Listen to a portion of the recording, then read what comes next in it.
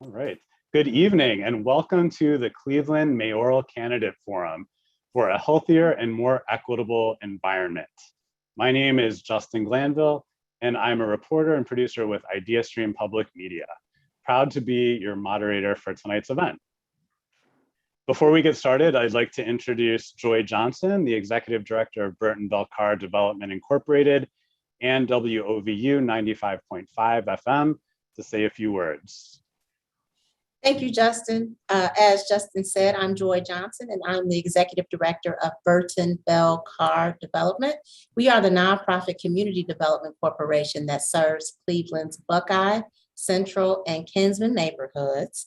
And we have our community radio station, WOVU 95.9 FM. We are so excited to have the Cleveland Mayoral Candidate Forum for a healthier and more equitable environment here.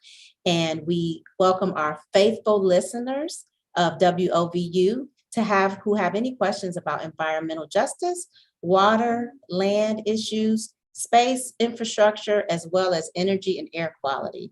On behalf of the board and staff of Burton Bell Carr, we are grateful to the Ohio Environmental Council and the Ohio Environmental Council Action Fund who brought this event to you. And I now turn it back over to the very capable hands of Justin Glanville.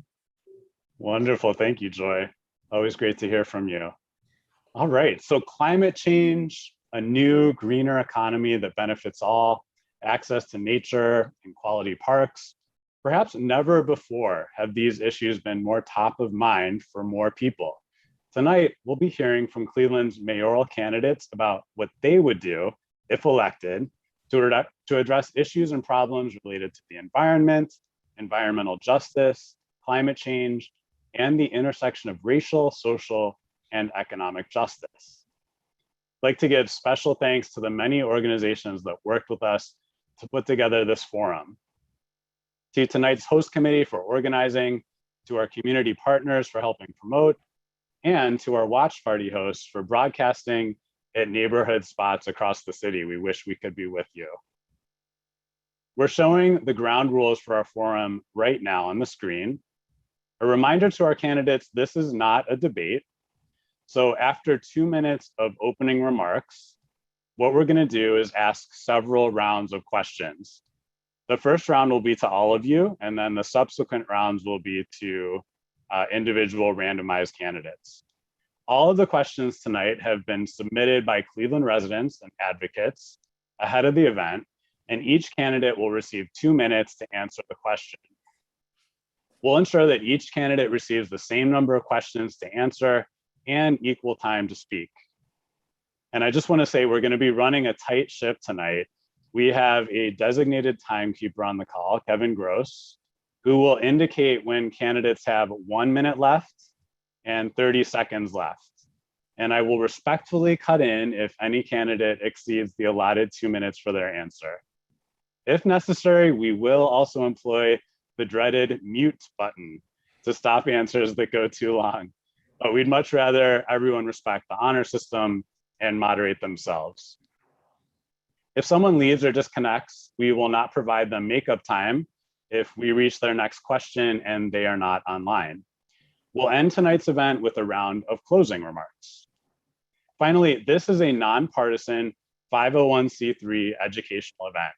Many of the event hosts are recognized as public charities under section 501c3 of the Internal Revenue Code, and as a result cannot endorse or oppose any candidate for elected public office. For those joining on Zoom, please use the chat for any type of technical support questions, and a member of our team will help you this evening. Unfortunately, we will not be taking questions for the candidates on chat. All the questions we'll be hearing tonight were pre-submitted. If you're joining us on social media, please use the hashtag CleEnviroForum. So without further ado, let's get started with some opening statements from each of our candidates. I'd like to start with our first candidate tonight, Justin Bibb. Well, good evening, and I want to just thank all of the organizers for hosting this important and urgent conversation about environmental justice. I'm Justin Bibb, and I'm running for mayor because I believe that now is the time for a new mayor that's strong, energetic, and has a bold plan to move our city forward. I'm a native son of the Southeast Side, born and raised in the Mount Pleasant Union Miles neighborhood on 121st and Dove. And I know firsthand many of the issues our residents are facing day in and day out. I know what it's like not to have a grocery store where I can buy fresh fruits and vegetables on my block. I know what it's like to bury too many family members to violent crime that's going on across our city. And I know what it's like when I saw my mom struggle to make ends meet because I was in a failing school and she did everything she could to make sure I had a shot at life. And I want to turn the pain I experienced and the pain that many of our residents are experiencing all across our city into promise. And that promise starts with ensuring that we get back to the basics in this community. We have to reduce crime and improve police accountability. We have to have a modern and transparent city hall to improve basic city services and make sure we are putting our residents and neighborhoods first. And lastly, we have to do the hard work to ensure that every child inside CMSD has the skills they need to compete in a highly 21st century knowledge-based economy. I've spent my entire career as an activist and executive working with mayors all across the city to address major issues like climate change, like economic development, like public transit. And I want to bring my lived experience and that executive experience as the next mayor of Cleveland. And every decision I make as your mayor must be viewed not only through a racial equity lens, but through an environmental justice lens. And I intend to be that mayor. Thank you so much. Thank you, Justin Bibb. Next, our second candidate is Ross DeBello. Go ahead, Ross. Thank you, Justin, and thank you for all the organizations for hosting this debate. I am Ross DeBello. I graduated from law school in about '08, and I started working downtown at the law offices of Sandra Williams, actually on the east side of downtown. I lived downtown for about 6 years, and then in 2016, I moved out to West 117th, took the 55 in every day. Fridays, I would take the Rapid in a lot. I've taken the Rapid my whole life, whether to downtown, the airport, or to Little Italy. Now I live in West Park. I worked at the Justice Center from 2012 to 2020 on the Common Pleas civil docket. We did see a couple environmental big cases once in a blue moon. We saw a lot of car accidents. So those are things that hit me real hard, along with having to watch felony court and think about how our #1 in the nation poverty ranking has really been brought on by our policies. The same thing with our neighborhoods, right? Segregation, heat islands. Our place is designed on purpose and via policy and budgeting from whoever's been in charge, right? Back from the 1700s, 1800s, 1930s, 1980s and such. So who's in charge matters. And my whole platform is based on putting Clevelanders back in charge of Cleveland, right? Eliminating suburban and foreign influence from how we design our place from this point forth. So I am putting forth significant policy proposals. They are on my website at www.rossdebello.com. I do believe they will enable us to make this a protected bike-friendly place, a healthy environment, attack our heat islands, our segregation and past redlining. And that's why I'm fighting this fight. Great, thank you, Ross DeBello. All right, now we'll move on to our third candidate, Bashir Jones. Thank you so much for the opportunity to be here. Thank you for such a important conversation. I'm honored to have it. You know, I'm just leaving a place. It's a young lady by the name of Raja McQueen, young Black woman, 27 years old, who has been missing for the past 2 months now. A mother, a daughter, a sister, And as I was standing at this press conference, urging the community to assist, you can look at the faces and the eyes of the family that was there, the trauma of living in Cleveland, the trauma of being in an environment where equity is not a priority, where lead issues, air quality, so forth and so on. And people are just looking like, hey, you know, it must be something wrong with these people. If you look at the what, you're gonna think that black, brown, and poor white people are a bunch of animals. But if you start looking at the why, you'll start to realize that there's some serious issues. In my neighborhood of Huff, we have an organization, I won't say the name, but was on the list of one of the top 100 air polluters.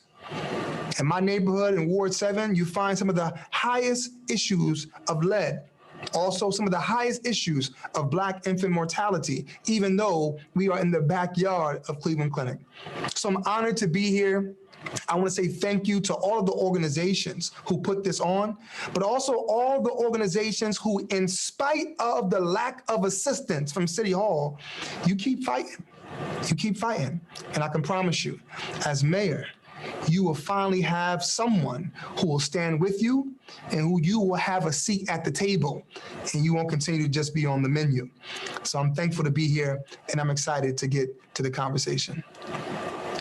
Thank you very much, Bashir Jones. Next up, we have Kevin Kelly, who looks like he's joining us from a lovely outdoor location there. Thank you, Justin. Indeed, I am. And I'm going to apologize to all our guests right now. The unfortunate reason I'm here is I'm here for a memorial for Wilbert McCormick, a firefighter who was killed last year. So I'm going to have to step off in a few minutes. But I want to thank you for putting this together. And I just think that fact underscores, you know, the significance of making sure that we create safe, thriving, and equitable neighborhoods. I look at the conversation about environmentalism and climate change and all of the things that we discuss towards building a sustainable planet and community.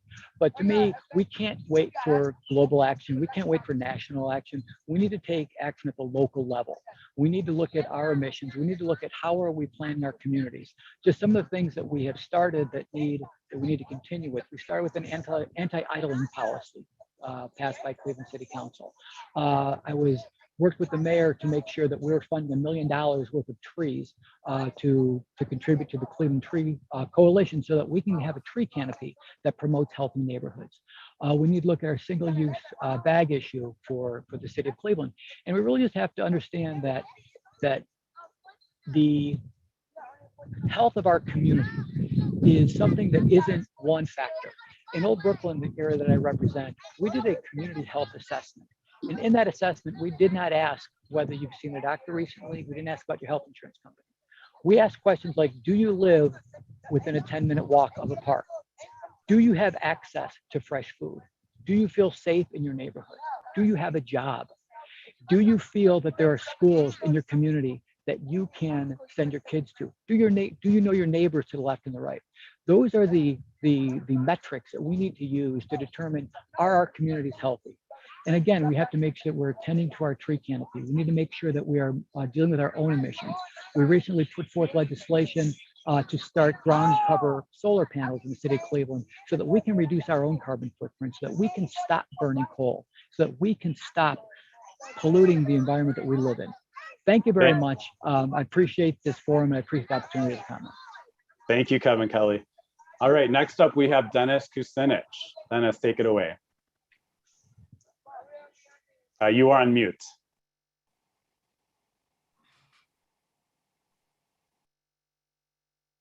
Okay, thank you very much. Can you hear me now? Yes. Thank you. Okay. So, you know, before we talk the talk, we have to see if we walk the talk. And, you know, I drive a hybrid. I live in a house that's about 1,208 square foot, and I am a vegan and have been since 1995. I think the people who are listening need to, they want us to go beyond generalities. So I'm going to be quite specific what I would do as mayor, and I can back it up with a 50-year record as an environmentalist, leading on local, state, federal, and even international levels, which I'm sure I'll have a chance to get into. But I want to be quite specific. I I want to move forward with a program I called Regenerate Cleveland. And involved in that would be increasing human and wildlife habitat. One of the things is I want a lakefront park where Burke is right now. We have to value our great land and water assets. We have to invest in long-term climate mitigating infrastructure. Now, as far as Great Lakes protection, we need riparian buffers. In other words, tree planting along the edge of the waterways to stabilize the banks and to reduce runoff into the lake. We need floating wetlands to purify the water in the lake and reduce tidal impact on the shoreline. I want to see green building codes to incentivize green roofs and street and sidewalk resurfacing made of materials that would reduce runoff. I'd like to see a reed bed soak away to reduce city runoff and increase wildlife habitat. We need to increase the purity of the environment, stop the use of pesticides and herbicides on city-owned lands, educate homeowners on non-toxic lawn care and yard maintenance. We need new food access for a healthy Cleveland, educate and incentivize edible gardens and trees, promote urban farming, indoors and outdoors, edible landscaping in public spaces and land bank land, fruit trees, for example, create pollinator corridors along highways and byways in the appropriate areas. All right. Parks. Unfortunately, Dennis Kucinich, our time is up. We've got to move on to the next candidate. Zach Reed, go ahead and give us your opening remarks. Well, first of all, thank you very much for this fantastic opportunity to talk to Clevelanders and have the opportunity to talk about an issue that's near and dear to me. This election is all about neighborhoods. Let us be clear. This election is all about neighborhoods.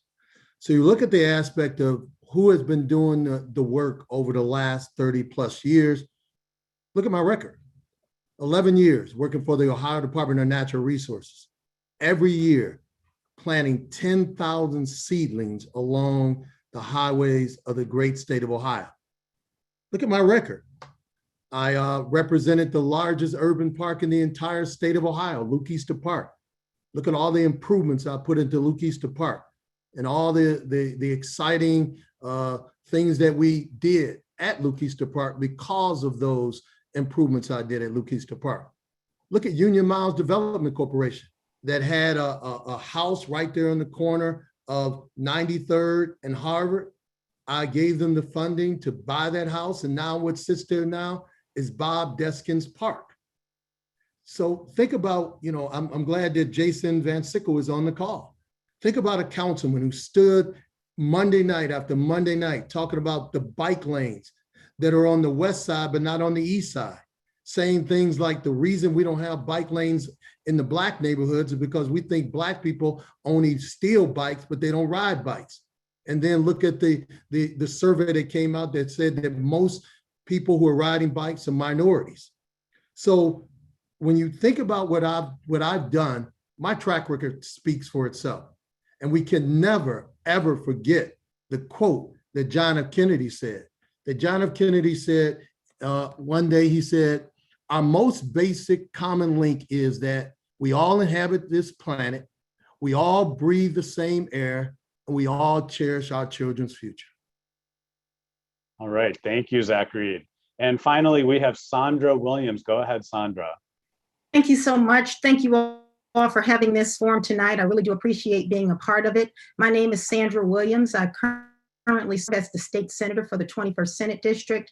Prior to that, I served 8 years in the Ohio House of Representatives. My background is in the field of criminal justice. I worked as a corrections officer, probation officer, parole officer, and mediator for the state of Ohio. I served our country in the United States Army, Reserve component. Throughout my entire time in the state legislature, I have focused on many of the issues we're talking about today, the water quality issues, infrastructure, transportation, and energy. I serve as the ranking member on the state's utility committee, and I represent the state on many national committees across the state. I also sit on the transportation committee where we were able to provide needed dollars to our greater Cleveland RTA. In my platform for mayor of the city of Cleveland, I plan on focusing on economic development issues, public safety issues, and education. I believe those are central to what you all are trying to achieve on the local level for environmental safety and viability for the people in our community. I will leave it at that, and I look forward to the conversation. Thank you. All right. Thank you very much, Sandra Williams. So the first question is going to be directed toward all of the candidates. It's just too important to leave anyone out of this question. Climate change. It's a global issue impacting Cleveland residents. Arthur from the east side and Crystal from the west side asked a similar question. How will your administration help Cleveland's residents safely adapt to the increased number and severity of extreme weather events that are coming and that are here?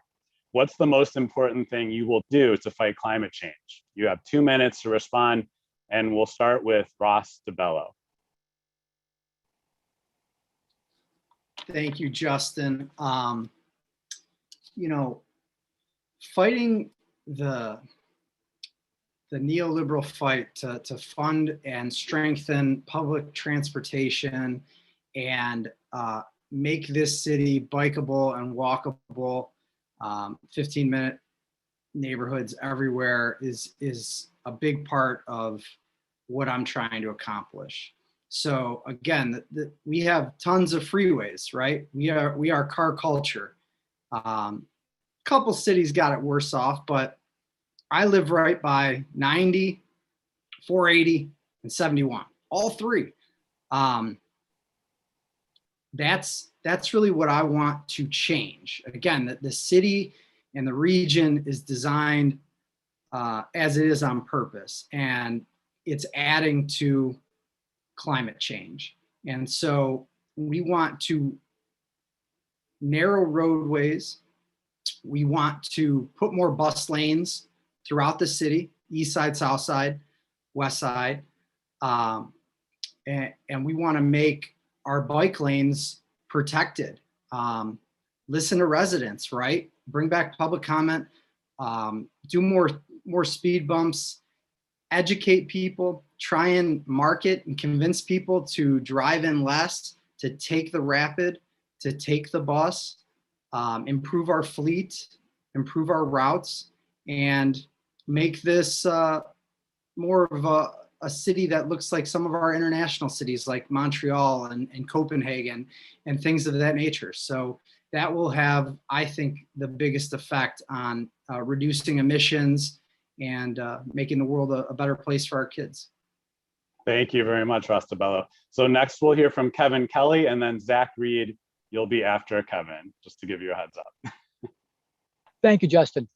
Priority one is going to be our tree canopy. We've been losing tree canopy for too long.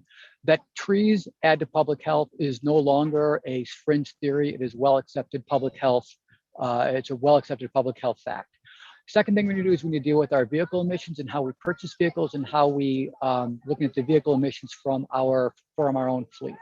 Third thing we need to do is we need to make sure that all of our city-owned buildings are powered by solar through a behind-the-meter solar installation. We put a study out through Cleveland City Council that did an evaluation of all the possible sites where we could do this. It is something that is achievable. It is something that we can really reduce our carbon footprint because these buildings are very heavy users of energy, but we can put in solar installations, either ground cover or rooftop, on our city-owned buildings to really reduce our carbon consumption. Fourth, we need to make sure that our transportation system supports multimodal transportation. We need to make sure that there are bike lanes. We are supporting public transportation. The ward I represent, we have installed bike lanes on Pearl Road, on Broadview Road, on Shaft Road, and I will continue that to have really get to a citywide bike plan where everybody has access to multimodal transportation. But those are the four things I would focus on. Thank you, Kevin Kelly. And next we'll move to Zach Reed. Justin Bibb, you're on deck after Zach. Well, first of all, we need to do a better job of our tree canopy. That goes without saying. Secondly, we need to better educate our citizens and our community of the importance of looking at this planet. As John F. Kennedy said, we only have one. And we haven't done a very good job of educating our citizens of the importance of the climate and what's going on as we go forward. The other thing is we need better options other than cars. If only thing we keep seeing, and I'm glad Ross brought it up. I was just in his neighborhood knocking on doors yesterday. He's absolutely right. The horrific car accident was right down the street from your house the other day, Ross. I mean, the fact that so many of Americans believe the only way we can get around is by a car is continuing the climate crisis. And that's what it is right now. It's a crisis. So we need to diversify. That's why, as a Cleveland City Council person, and once again, I'm glad Jacob's on the line. One of the reasons that we have these complete streets is because Councilman Zach Reed advocated for these bike lanes. And the fact that every street that went into the city of Cleveland needed to ensure that we had bike lanes. And then third, the last point I want to make is every Saturday and Sunday when I become mayor of the city of Cleveland, I want to cut off Martin Luther King from the Shoreway all the way back to University Circle to have no cars like they do in New York with Central Park. No cars. Let the people ride their bikes. Let the people rollerblade. Let the people walk. Let the people jog and be able to see the beauty of our cultural gardens without having to ride past them in a vehicle. Okay, thank you, Zach Reed. Next, we'll move to Justin Bibb, and then Bashir Jones, you'll be after Justin. No, I think it's important to ground this conversation in the everyday pain and challenges folks are experiencing right now in our city. When you talk about climate change, this is about environmental and racial justice. It's about making sure our babies can live beyond their first birthday. It's about making sure our children can grow up and live healthy lives without being poisoned by lead paint that remains in many of our homes. And it's also about making sure that our families and children have a safe park to play in, because I know growing up playing ball at Duck Park in Zelma George made a world of difference to me, giving me confidence and giving me something to do when I was a kid. And right now in our city, these problems are so intense that the next mayor must prioritize this as a public health emergency off the bat. Secondly, we have to be real about making sure we finally get out of this 50-year contract with Prairie State Power Company and move Cleveland Public Power into the green energy modern economy. Right now, because of that contract, the city of Cleveland is responsible for undermining our ability as a nation to achieve the U.S. Paris climate goals and action plans. And we have to make sure we right that wrong. And that's going to get done when I'm mayor. We also have to be very intentional about ensuring that every neighborhood in the city prioritizes pedestrians over cars. I am sick and tired of hearing about, residents frustrated with drivers going 55 miles an hour on a 35 mile an hour street. There are lives at stake here. And by prioritizing people over cars, we can make sure that every neighborhood in the city is safe and secure for our residents. And we also got to get real about ensuring that as a city, we work with the county, RTA, and our state government to get our fair share of investments in public transit to make sure that every resident has access to affordable, high quality, and equitable public transit. Thank you, Justin Bibb. So next we'll hear from Bashir Jones and then Sandra Williams afterwards. Thank you so much. I was just thinking about how rainy July has been. July has been really rainy, man. And we can't say that climate change doesn't play a part in our weather. I mean, you look at the winter time, winter, sometimes our winter stops in March, and sometimes it stops in February. Other times it keeps going till May. Sometimes in Cleveland, we have all the seasons in one day. So what impact does that have on city services? What impact does it have on our residents when it comes to stormwater management? How much more our residents have to pay for water? Right, this is a big issue. We've even had things since I've been in city council where residents have reached out to us afraid that their houses might be taken away because of high water bills, right? So, I've heard people say, well, government is not supposed to take care of people. Well, it also shouldn't be the very thing that puts barriers in people's ways either. So city services play a major part. Stormwater management is a very, very important thing. We must make sure that water remains affordable. How is it that we sit on the largest fresh body of water in the world? 20% of the water in the world is right here in our area, but yet and still we are paying these exuberant amount of money where people could possibly lose their homes as a result of not paying a water bill. So I guess the point I want to make is that climate change has an impact on city services. If it's snowing an extra month, what impact does that have on our residents who are looking to get to work if we are not making sure that we have the equipment necessary to take care of it? So once again, climate change is affecting water. We want to make sure water remains affordable, and we want to make sure that no matter what the weather is, as a city, we are providing the services needed for people to continue their everyday life. Thank you, Bashir Jones. And next we'll move to Sandra Williams and then finally Dennis Kucinich. Thank you very much. I want to start out with what I've done so far to address the issue of climate change. In the state's transportation budget just recently, I was able to get the Greater Cleveland RTA on the track list to receive over $25 million in funding to buy new rail cars. According to them and their statistics, that is going to help reduce climate change within our community and make the system more efficient. We also increased transportation for public funding, and this is one of the first times in a long time that we have increased state funding for public transportation. That will help reduce the reliance on personal transportation. I have fought for the LEEDCO project as a member of the Ohio Power Siting Board. That project was at first denied, and with my help and one of my colleagues, we were able to save that project. I will continue to fight for the LEEDCO project to try to get the rates down so they are comparable to other sources of power. I fought for the renewable portfolio standard. When that bill left the House of Representatives, it was zeroed out. Now we at least have 8.5%. For constituents, I would support constituent solar projects within our community, making it easier and more efficient for constituents to get loans to have solar on their rooftop. I would also make sure that city buildings had renewable sources of energy instead of purchasing our energy from other places. I would try to figure out a way to get us out of that Meigs County plant, which Cleveland is still paying for. That was $9 million that we're just sinking into nothing, and the residents are paying for that. That should not be what we're doing. Look for more greener spaces and purchasing our energy from renewable sources at CPP instead of using other sources of power. Thank you so much. Thank you, Sandra Williams. And finally, Dennis Kucinich. You are on mute again, sir.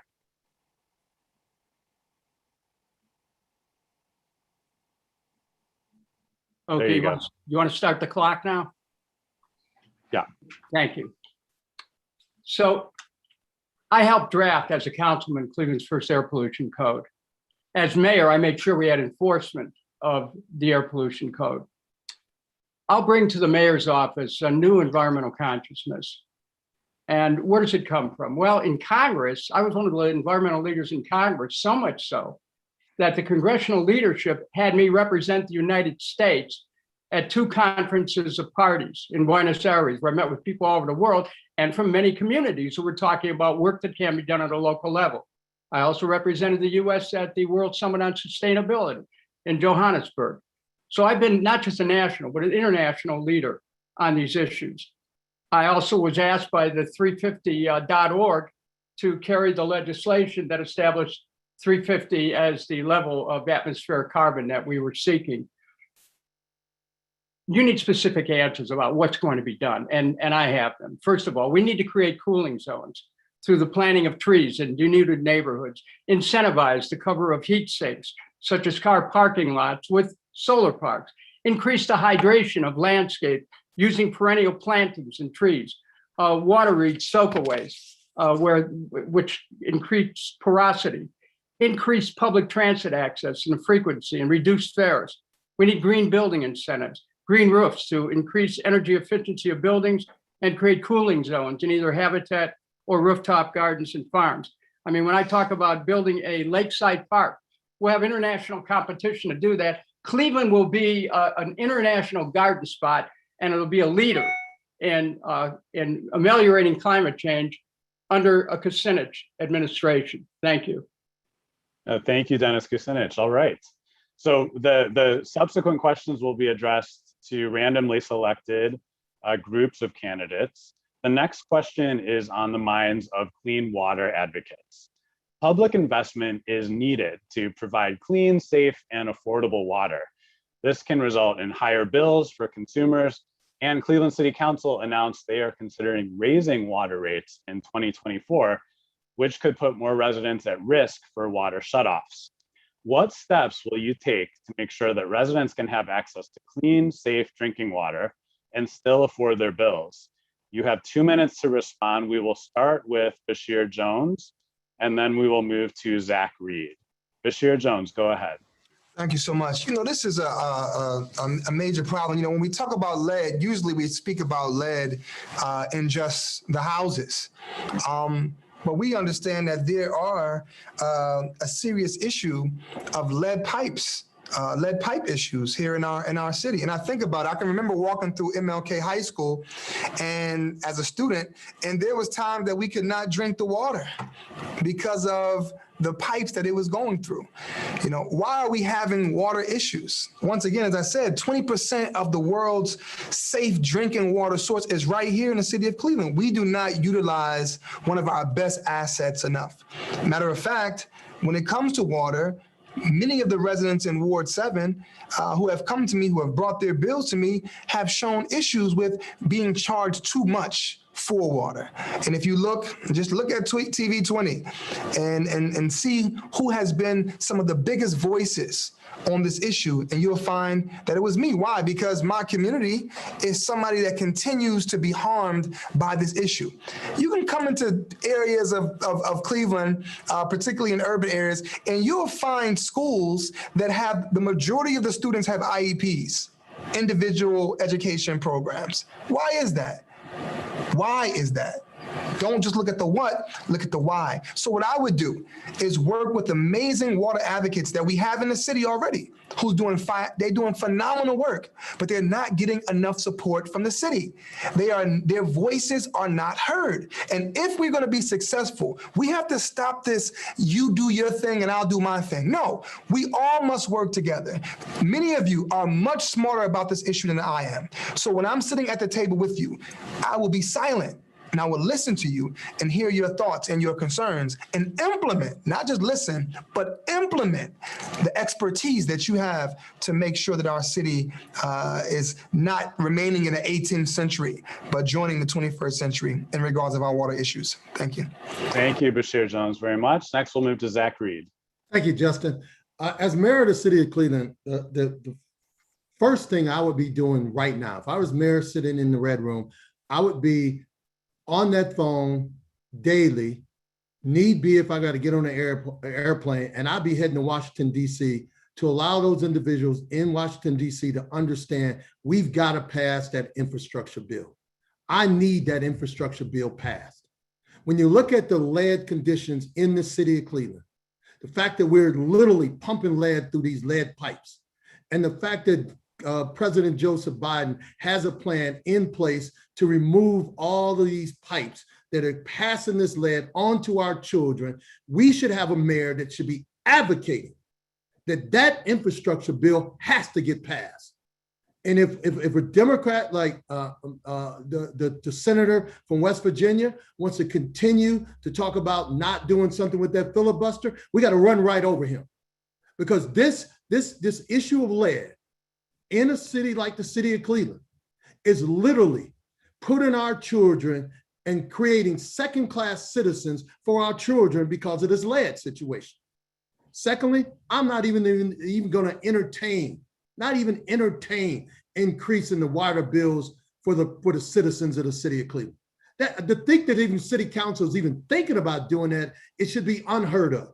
It can't even fathom that.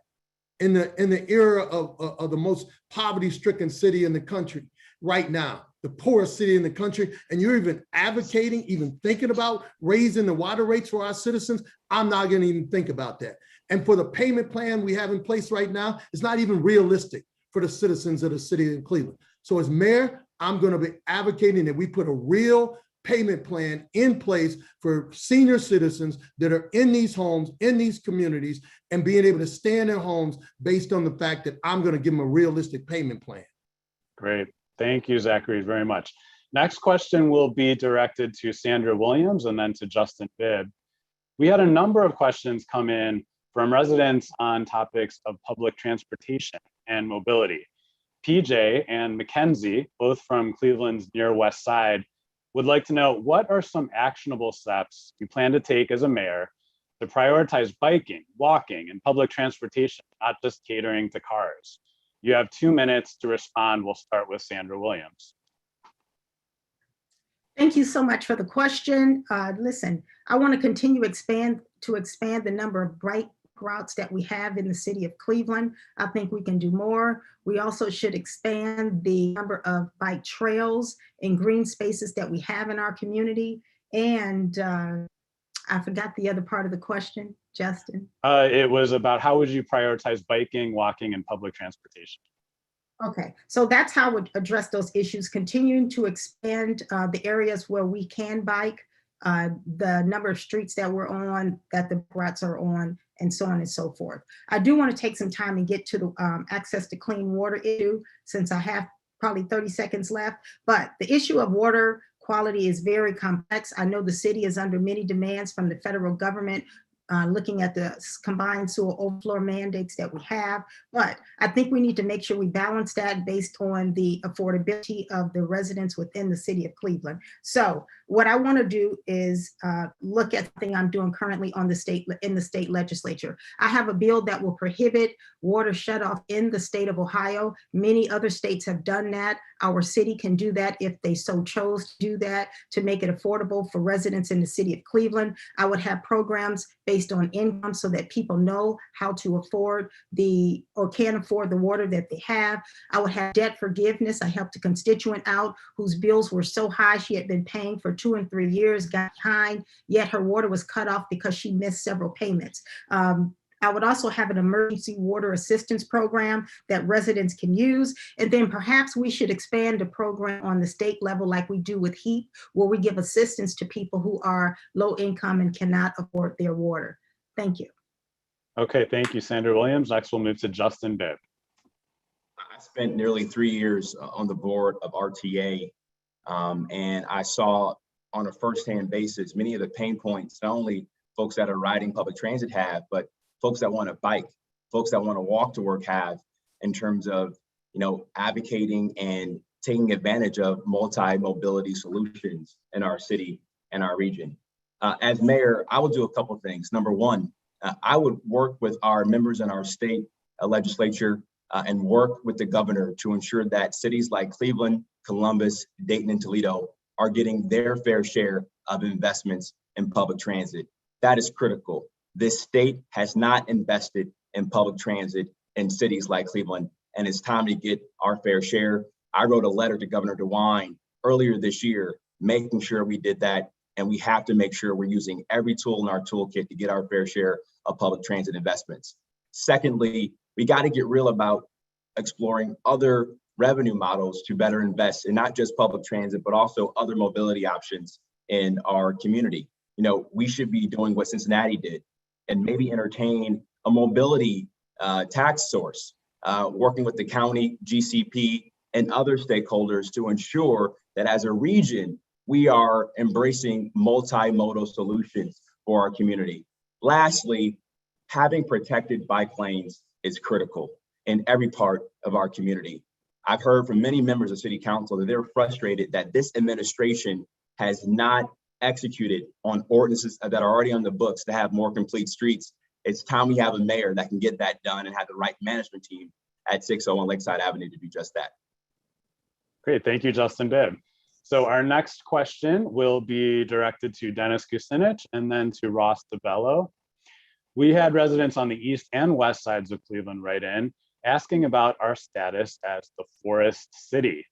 Arthur wrote that the tree canopy in the city will be critical to protecting its most vulnerable residents as the climate crisis accelerates, but the city has lost more and more of its trees, despite organized and well-meaning efforts to preserve and enhance them. This is an environmental justice issue, as city residents where the tree canopy has been decimated tend to be people of color. What will you do to protect and grow the tree canopy in the city of Cleveland? You have 2 minutes to respond. We'll start with Dennis Kucinich, and just a reminder to unmute yourself. Thank you. Everyone in Cleveland knows that our trees have not been cared for. Mother Nature eventually, through the storm process, trims the trees because the city sure doesn't. We need to reinvigorate the shade tree division.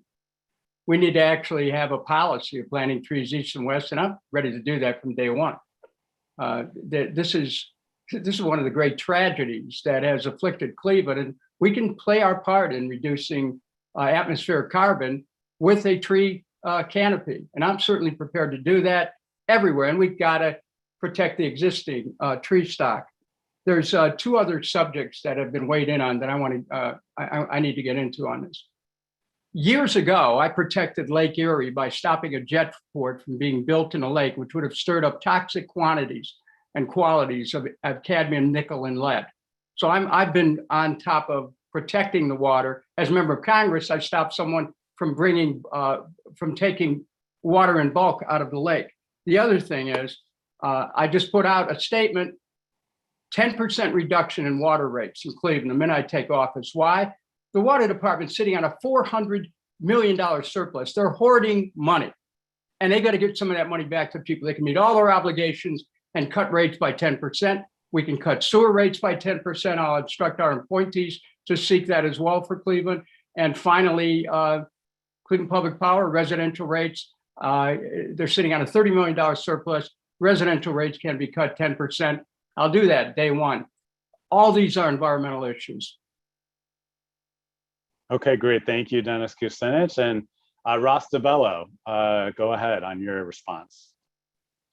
Yeah, I think the first thing is to fund forestry. So maybe $1 million a year dedicated to purely planting new trees just isn't enough. So you got to fight for funding. When you watch the budget hearings, the main thing you hear council people say is, why is this item zeroed out? Why is this item zeroed out? So we've lost too much money. The next thing is in the management of our urban forest. You may want to look at the average temperature. Today, the average temperature in Glenville could have been higher than the average temperature in West Park. And where you plant those trees first, to answer your question, it's kind of like paving roads. What neighborhoods need us to start now? Or, if I'm victorious in January, there's a lot of vacant properties, right? We want to put more green space, more parks. That's the avenue to do it efficiently and to help our kids and to help the future environment. We want to inoculate trees, right? So that trees aren't dying so quickly. And maintain a no net zero loss of trees overall going forward in the future. Again, devote more than $1 million a year toward planting more trees. And then make the city forester like a hired cabinet position, right? Because this isn't my area of expertise. And if a forester isn't represented at the cabinet level, well, we're really not prioritizing it. We want to plan where we're going to plant trees at the front end of any development that's going to happen. So we really want to prioritize this at the beginning of a term and at the beginning of all of our development projects throughout the next 4 years. All right, thanks, Ross DeBello. I'm always surprised to see here at my job at IdeaStream how popular our stories about the tree canopy are in Cleveland. It's an issue that's on the mind of a lot of folks I know. Our next question is going to be directed to Justin Bibb and then again to Ross DeBello. So this question, we had a number of questions come in from residents on the topic of recycling. not surprisingly. The city of Cleveland started sending recycling to landfills in 2020 when the Division of Waste recycling contract expired. Jane from Cleveland's East Side asked, what do you propose to do about Cleveland's recycling program? You have 2 minutes to respond. Well, I just believe this week the city is now looking at launching a 90-day opt-in recycling program pilot. I think that's misguided. It shows that we aren't serious about doing the hard work of having a complete reset and making sure we invest in more community education for our residents on how to recycle. That comes with having more partnerships as well with grassroots organizations to address that education divide we have in our community, because if we can get the education right about how to recycle and why it's important, then we will manage our costs more effectively long term. It also comes down to making sure that we're transparent about what's going on in our city, not just on recycling, but on a whole host of other issues. It's a shame that residents in this city had to find out from Fox 8 News that for nearly 2 years, we weren't recycling. So if Lakewood, Cleveland Heights, and Shaker can get recycling right, I believe Cleveland can get it right, but it's going to take a mayor who's going to be bold, aggressive, and do the hard work of investing in what works and what doesn't work to ensure we can bring back curbside recycling for all of our residents, because every resident in the city deserves that level of high quality basic city services. Okay, thank you, Justin Bibb, and Ross DeBello, back to you. Thanks, Justin. I truly believe this was a financial issue. I think the contract was $7 million, and our administration just didn't want to pay it. And we've still got 2 trucks coming around, right? The blue truck is still coming around for the blue bins are still getting picked up. So, you know, we would start by paying the $7 million to recycle. Now we understand that plastic is an issue. That's something that I'll have to do more research on. Environmental groups are more than welcome at the table. But we want to educate as well, right? So we don't want to be doing it wrong. What Tide bags, what should go in, what should not go in. That's closing information gaps, right? We want to bring back public comment. Maybe we pay for plastic. Maybe this is a participatory budgeting issue, but we include the community, right? And we educate and we do outreach and we pay that $7 million. We figure out plastic. And the other part of this that I want to talk about is I think it goes beyond recycling. We want to put more trash cans throughout the city. Not everything is recyclable, right? And we've got too much litter throughout the city. The third thing is composting. Let's start having a discussion, publicizing it to all 17 wards. Let's do public composting. So we know we can recycle. It's just got to be a priority. And if I'm victorious, it will be a priority in January. Okay, thank you, Ross DeBello. So our next question will be going to Dennis Kucinich and then to Bashir Jones. So a couple of candidates have already touched on the issue of lead and lead poisoning. It's a long-standing issue in Cleveland, causing negative impacts on health. It's more prevalent in Cleveland's historically redlined and low-income neighborhoods. How would you continue to support families affected by lead poisoning? Do you have a plan to address this issue? You have 2 minutes to respond. We'll start with Dennis Kucinich. Thank you.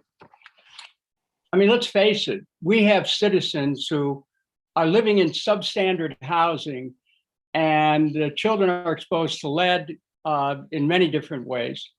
So what do? We're going to have to build at least 20,000 new units. You know, 20% of the people of Cleveland are living on $10,000 or less a year. A third of the city is at or below the poverty level. Many people cannot afford to leave where they're living right now, where they and their children are exposed to lead. So that's one of the first things that we need to do, is give people a place to go to where they're not going to continue to be exposed. You know, certainly money in the infrastructure bill should go to replace the pipes. There's no question about that. We also need to make sure the children are tested. and the Kucinich Health Department would be reaching out through the schools and through the homes for preschool children to make sure that children are tested, and the ones who come up with high lead levels, we have to seek the new therapies that are available to help see if we can chelate any of the lead that's and other toxic metals that may be threatening the long-term health and learning abilities of the children. So, we have to look at a healthy Cleveland as to the internal environment that people are living in. And it's just very clear that it might be easier in some cases to go ahead and build new affordable housing than to just get into trying to remediate a house that for many reasons is just loaded with lead hazards. Thank you. Thank you, Dennis Kucinich. And so next we'll have Bashir Jones.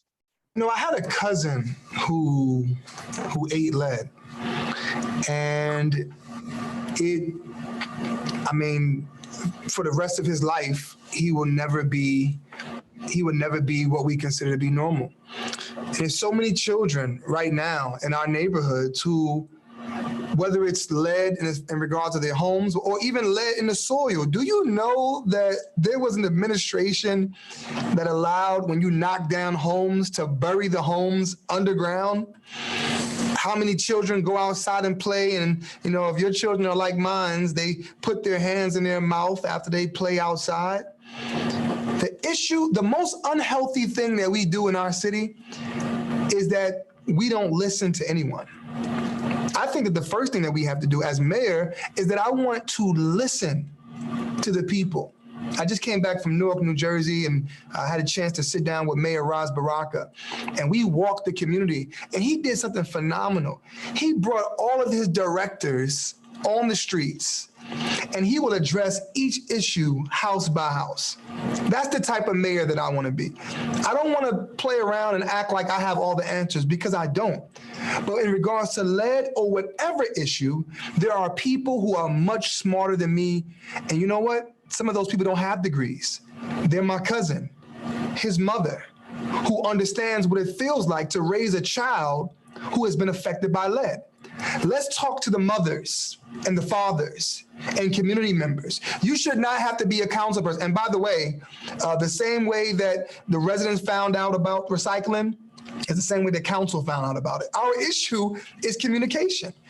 And as mayor, I will be a mayor that listens to the voices of the people. And you find that as a practice of mine in Ward 7, and it will be a practice of mine as mayor of the city.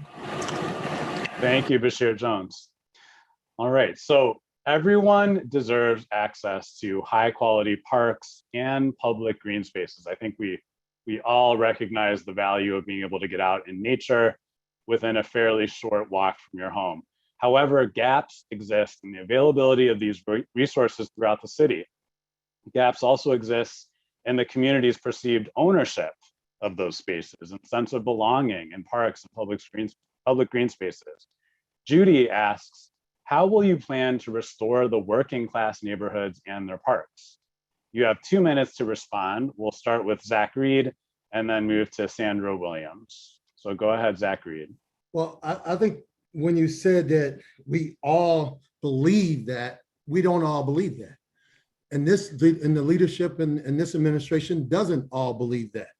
As I said, I was a councilman for 17 years, and I represented the largest urban park in the entire state of Ohio, Luke Easter Park.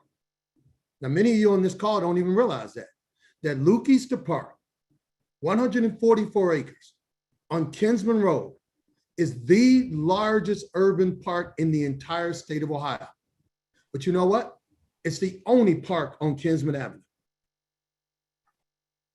So you think about the fact that, as I said earlier, I gave the money to Union Miles Development Corporation to demolish an old, what they call a storefront church.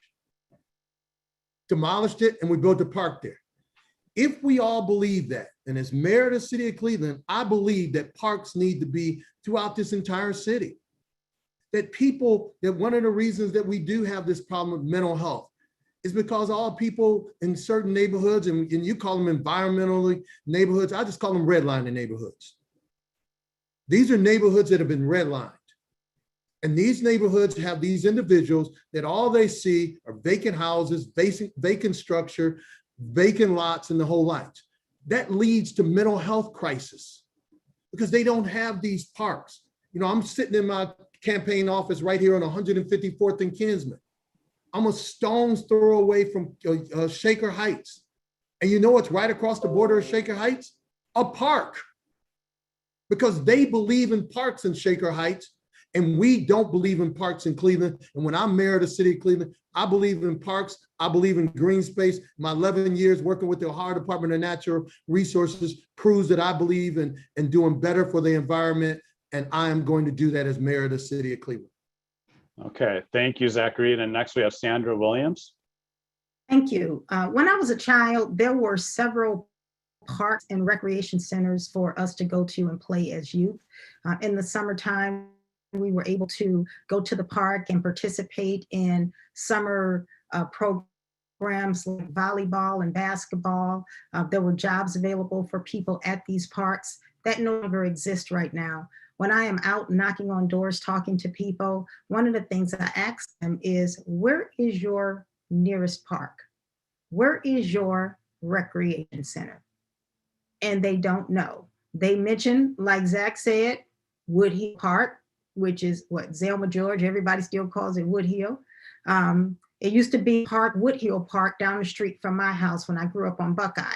Half of that park has been taken and given to a senior citizen apartment building. So children have absolutely nowhere to go. And this is a problem for a lot of reasons. One of the things I would like to do is like to look at some of the land that we have in the land bank that is just sitting there doing absolutely nothing, taking that land and turning it into green space, people to actually use to go and play, to perhaps put in an urban farm, or just have somewhere beautiful for people to get out of their homes and go and relax. We have a lot of land. We have abandoned homes, 4,000 abandoned homes within this city that we can demolish.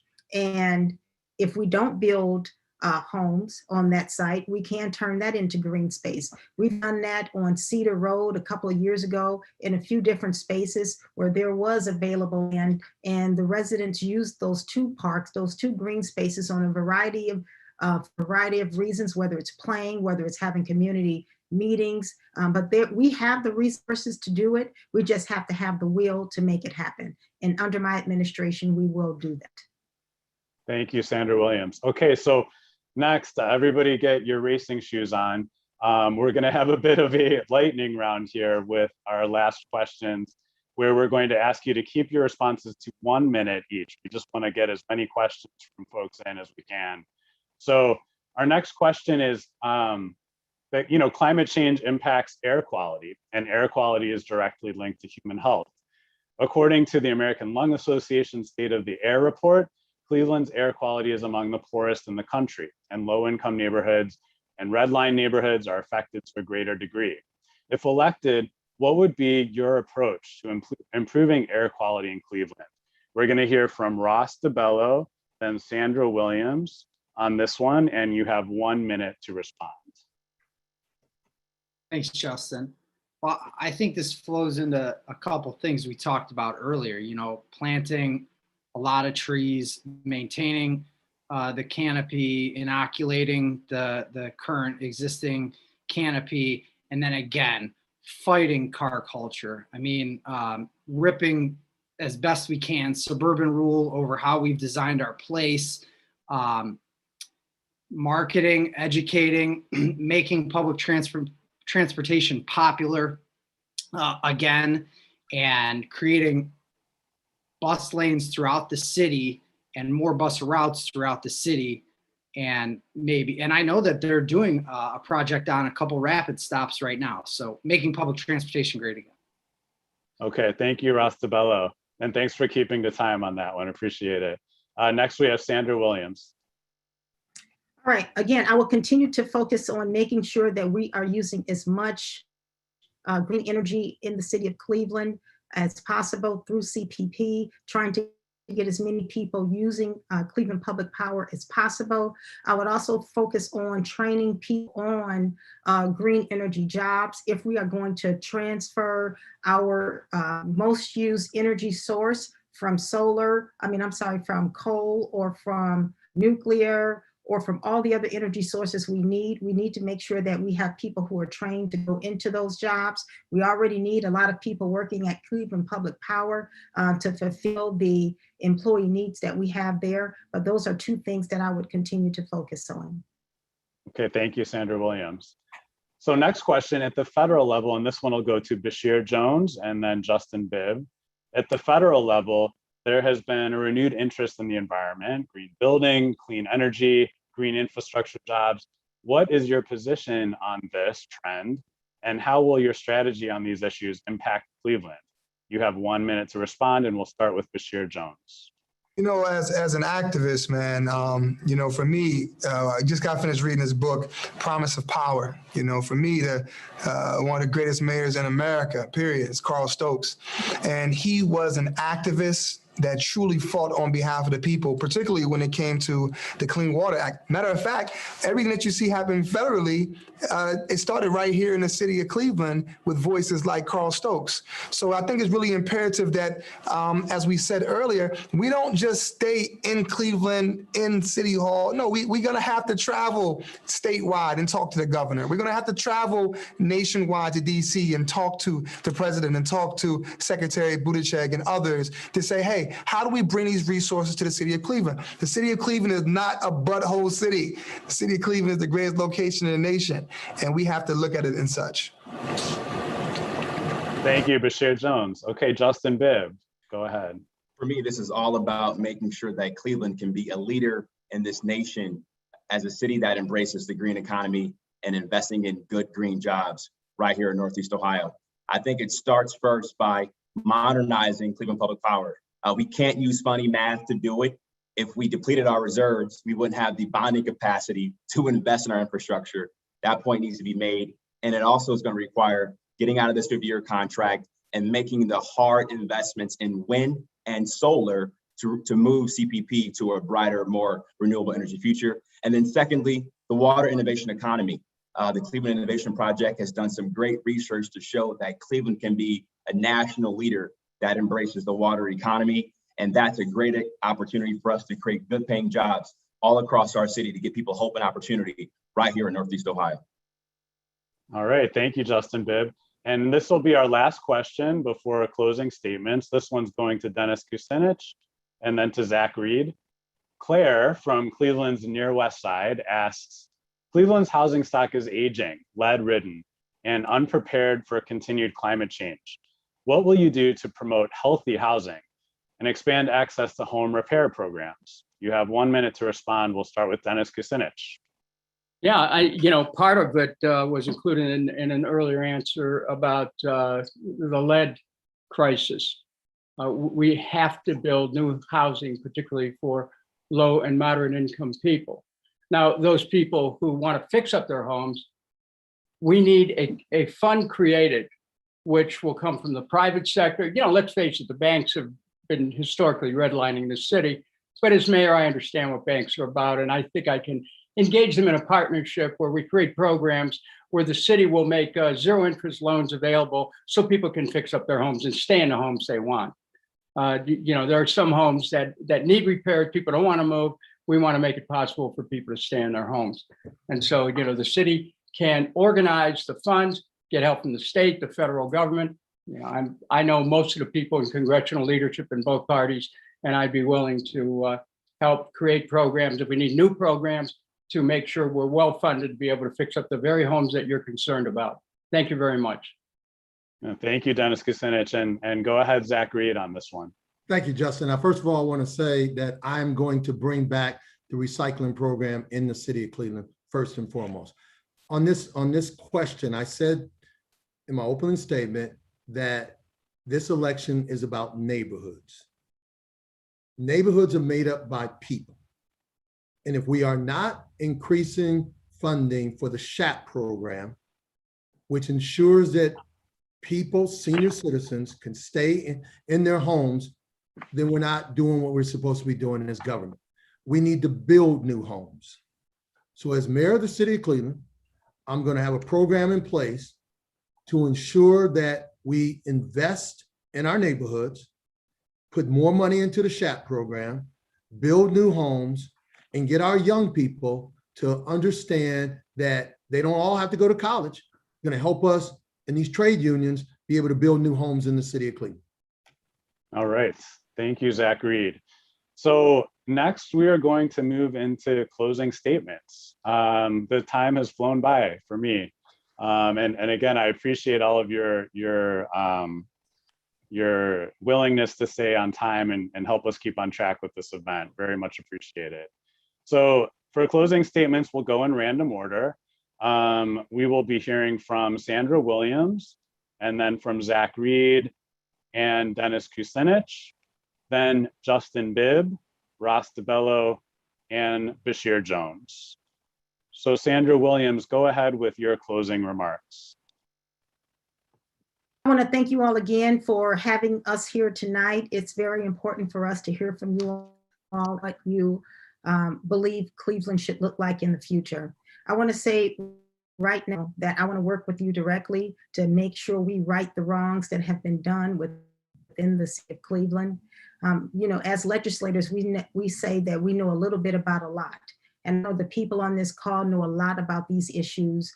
And I want to tap into your knowledge base to begin to address these issues in a way that you believe are important. Number two, I want to make sure you all know that I have great relationships with the leaders on the state level, and I will continue to use those relationships to address some of these issues as I've done in the past, so that Cleveland can become the land of opportunity that I know it can be. Again, thank you. And my website for more information is williamsforcleveland.com. And thank you and have a good night. Great. Thank you, Sandra Williams. And I apologize. I should have mentioned that we're back to the 2-minute clock for these closing remarks. So is there anything you'd like to add, Ms. Williams? If not, it's fine, but I wanted to give you the chance. No, I'm fine. Thank you. Okay, great. Okay, great. So next we'll move to Zach Reed. Thank you, Justin, and thank you for everyone who put this forum together. It's a very important forum. I'm just hoping when I become mayor of the city of Cleveland, it's not going to be this forum just during election time. The conversation on the environment is so important that it needs to be an ongoing conversation. And that's why as mayor of the city of Cleveland, I'm going to increase the funding to our sustainability department, because it really needs to be highlighted, because it's just as important as the public safety department. It's just as important as the utilities department. And we need to ensure that that happens. And as mayor of the city of Cleveland, I'm going to ensure that happens. Once again, I say that my 11 years working for the Ohio Department of Natural Resources, doing conservation and beautification projects throughout the state of Ohio, training young people between the ages of 18 to 24 to work on these conservation and beautification projects throughout the state of Ohio, shows my determination and my commitment to the environment as a very young man. And I've continued that as I've gotten older and as a Cleveland City Council person. But I want to talk directly to the people here that live in the city of Cleveland. You want a mayor that goes down to City Hall and on day one has the education and the experience to get the job done. That's me. Go back and look at my track record. 11 years working for the state of Ohio, 4 years working for the San Francisco Housing Authority, 17 years as a Cleveland City Council person, 3 years working for the Ohio Department of the Ohio Secretary of State. I'm ready on day one to roll up my sleeves and change the direction of this city. And I ask you to please vote for Zach Reed on election day. Thank you very much. All right, thank you, Zach Reed. And next we'll hear from Dennis Kucinich. Anyone who studies my environmental record will understand that I have been absolutely years ahead of the public discussion on environmental matters, whether it's been at a local level, a state level, a federal level, and even an international level.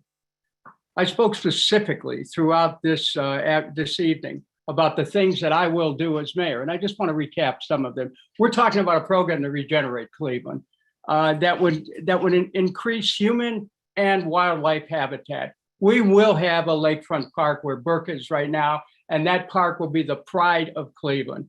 We want to make sure that we really take steps to protect our Great Lakes, to increase the purity of the environment, to have food access for a healthy Cleveland, to address climate change in all of our policies.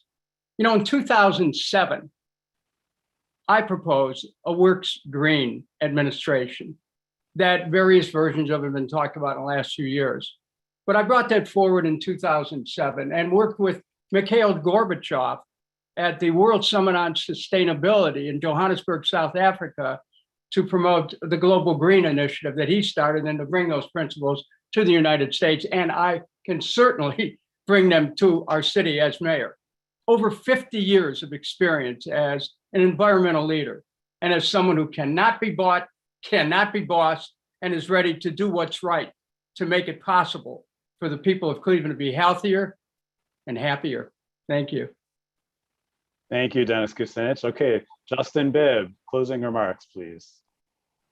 Well, I want to just first off thank everyone for this important and thoughtful dialogue and discussion on the issue of environmental justice. And as I think about our conversation tonight, you know, I have Sabia Hardy on my mind, who lost her daughter at the age of 26 because a driver was going 55 miles an hour on her street when the speed limit was 35 miles an hour.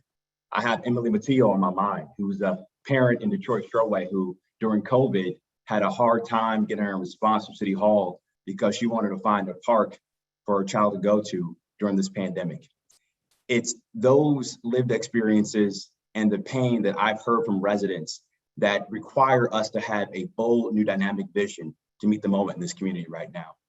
And now more than ever, we've got to do everything in our power as a city to become a model of racial and economic justice.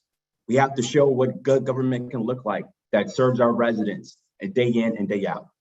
And we have to make sure we have the will and courage to bring back good paying jobs in all parts of our community. Now, this discussion showed you who has done their research and homework and understands the issues, but also this discussion showed you that a career in politics doesn't give you all the experience you need to lead this city out of this pandemic. I'm a native son of the Southeast side. I understand firsthand many of the challenges our residents are going through right now, but as an executive, I've advised big city mayors all across this country on how to modernize City Hall. And as an activist, I've been on the front lines fighting for public transit, fighting for criminal justice reform. I'm going to take that passion and integrity to fight for your future as the next mayor. Thank you once again. All right, thank you, Justin Bibb.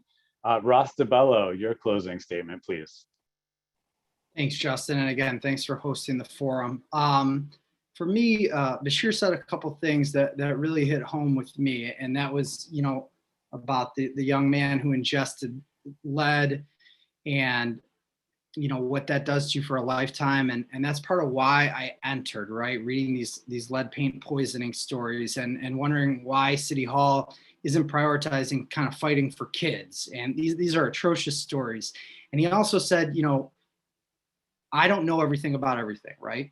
And I'm the only individual who's kind of not tied to any organizations or any backing or any endorsements or anything like that. But when you have like Clevelanders for Public Transportation, you know, Bike Cleveland, Sunrise Movement, composting groups, recycling groups, who you allow to lobby and influence you is everything, right? And so I'm trying to open up City Hall to those who know best. I'm trying to attack weak leadership because, again, when you look outside, when you know the freeways around you, when you know the air quality, when you know about these heat islands, when you know about redlining, you know that who's been in charge is governing a certain type of way. And you're always going to sound beautiful 60 days before an election. But when you govern, when you make contracts, when you make decisions on freeways or protected bike lanes, you want to have kids, you know, newly born, unborn kids in mind, not your own political future in mind. So that's really what my platform is designed to do. It's really designed to make it so that we're governing with the future in mind, the future of the world, not our own political futures. So I want to attack car culture. I want to attack pollution and air quality and climate change. And I believe my platform helps us get there. All right, thank you, Bello. And finally, Bashir Jones. Thank you so much, Justin, man. I had a great time. And Ross, man, I'm proud of you, man. You know, you're right. You don't have the experience, but you have the experience of caring for people. And that's a great thing, man. So I appreciate what you're doing. Justin, I appreciate you for putting this on. I think this is amazing. Listen, man, whether it's air quality or it's the under the knee of police officers, Black, brown, and poor people are choking, are gasping for air. And you know, when people say that they have experience and they're ready, they're ready to do what? What are they ready to do? They're ready to continue. I mean, the past is the greatest indicator of the future. We need a new direction in the city. You have to have a new direction. I want you to ask yourself the question, who has fought for the equity of Clevelanders? Who has been a consistent voice? Who has had the courage to stand alone? When, I'm not talking about standing with groups, but being able to stand by yourself. When families are suffering in the city of Cleveland, whether it comes to violence or whether it comes to any struggles where they feel like their voices are not being heard, there's only one person that they call, and that's Bashir Jones. They call me. I am on the front lines. You cannot truly change the environment of anyone if you don't understand the environment in which people come from. And I can guarantee you, as we walk around, we all walked around, you will find that people know clearly who has been a voice and who hasn't been a voice. So as my good friend Justin Bibb said, my fraternity brother, I think it's really important. Don't get caught into what people say that their experience are. There's a lot of people who have experience. The question is it based upon success? And the past is the greatest indicator of that, for real. Thank you. Thank you, Bashir Jones. And Kevin Kelly rejoined us just in time for closing remarks. Kevin Kelly, would you care to give 2 minutes of closing remarks? And you are on mute. Thank you, Justin. I will give less than that because I don't want to be disrespectful of the process that I missed much of. So I want to take my closing minutes just to just honor the family of Wilbert McCormick, a firefighter who lost his life 1 year ago today. His widow also lost their youngest son in 2016. So I just want to use my closing remarks to remember all the victims and all the families. So thank you, and I don't mean any disrespect to those who tuned in. This is a very important topic, but the memorial is something that I had to be at. So thank you. All right, thank you, Kevin Kelly. Well, we are at the end of our talk tonight. Thank you to all of our candidates for joining us this evening, and to all of you for tuning in to our Cleveland Mayoral Candidate Forum for a healthier and more equitable environment. On a personal note, I just want to say that as a City of Cleveland resident myself, this was my first mayoral event that I've moderated, and it was humbling and great fun to spend an evening with a group of candidates who are passionate about our city's future. While we're closing out tonight's event, I do want to say the conversation doesn't end here. Please be sure to check out the Cleveland Environmental Resident Engagement Toolkit for additional resources on engaging candidates and conversations about the environmental issues that you care about most. We'll drop that link in the chat and send a follow-up email with the toolkit. Please also be sure to check that you are registered to vote in advance of the September primary. The voting registration deadline for Cleveland's primary election is Monday, August 16th. Early voting begins the next day, Tuesday, August 17th, and our primary election day is Tuesday, September 14th. We are dropping those links in the chat and include those important dates in our follow-up email. Finally, thanks to our host committee, our watch party hosts, woohoo, wherever you are, and our community partners for their support in putting together this evening's forum. And with that, I will ring the figurative gong and close out the event. Thank you everyone for being here.